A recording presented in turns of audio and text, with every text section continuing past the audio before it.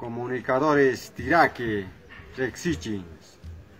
Programa Sumas Causa y Tiraki. El agua es el elemento que aparece con mayor abundancia en la Tierra. Cubre el 71% de la superficie. Esta forma los océanos, los ríos y las lluvias, además de ser parte constituyente de todos los organismos vivos. Sin embargo, se conoce que solo el 2.5% del agua que existe en la Tierra es agua dulce, y de esta solo el 0.007% es potable, y esa cantidad se reduce año tras año debido a la contaminación. Diversos estudios proyectan que para el 2025 cerca de 2.000 millones de personas vivirán en países o en regiones donde la escasez de agua será absoluta, o con la mínima cantidad de agua que necesita una persona para llevar una vida sana e higiénica. La falta de agua potable causa la muerte de 4.500 niños por día, en su mayoría pertenecientes a los países en desarrollo. Otro dato relevante es que más de 1.100 millones de personas en el mundo carecen de acceso directo a fuentes de agua potable. Es por esto que millones de mujeres y niños deben caminar más de 10 kilómetros diarios para conseguir agua potable. Es por esto que consultamos con especialistas para obtener información acerca de cómo podemos proteger este recurso tan importante. Para muchos las fuentes de agua solo están referidas a aspectos que tengan que ver con aguas subterráneas, pero en realidad las fuentes de agua pueden ser las superficiales y las fuentes de agua. Cuando hablamos de las superficiales son los ríos, las lagunas, los charcos, etcétera, etcétera, las acequias incluso. Pero cuando hablamos de fuentes de agua subterránea, ya estamos hablando de las vertientes, los ojos de agua, jucul, creo que le dicen ustedes. Futuris, exactamente.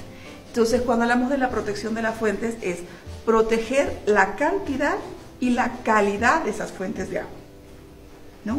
La cantidad porque hay que mantener que haya agua subterránea y también la cantidad del agua que se puede almacenar cuando llueve. ¿Qué formas de protección de fuentes hay, conoces, ingeniero? Entonces, el primer trabajo es saber dónde están. El segundo trabajo sería tratar de evitar el ingreso al lugar de las fuentes, de los animales, bueno, de nosotros mismos.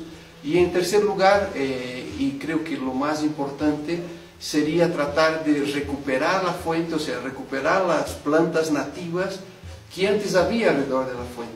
Entonces yo creo que esos son los tres pasos principales.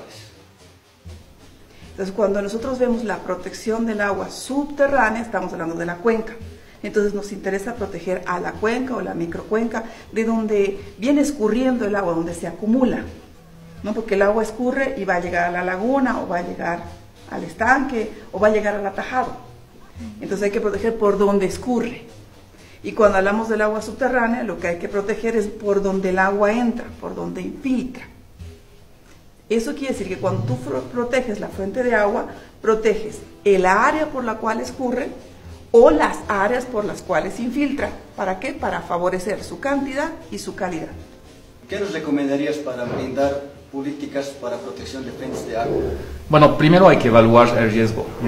Antes de ver qué políticas vamos a hacer, hay que ver cuál es el riesgo que hay alrededor de estas fuentes, cuáles las acciones que pueden perjudicar a estas fuentes de agua y cuál es el uso que se va a dar. En función a eso, se reúne con las autoridades públicas para evaluar cuáles son las medidas que hay que tomar en cuenta para poder proteger estas fuentes. Bueno, gracias, ingeniero. Ahí tenemos las palabras del ingeniero y gracias por el programa. Gracias. Un gusto. Gracias, Paul, por venir al programa. Mucho gusto. Muchas gracias.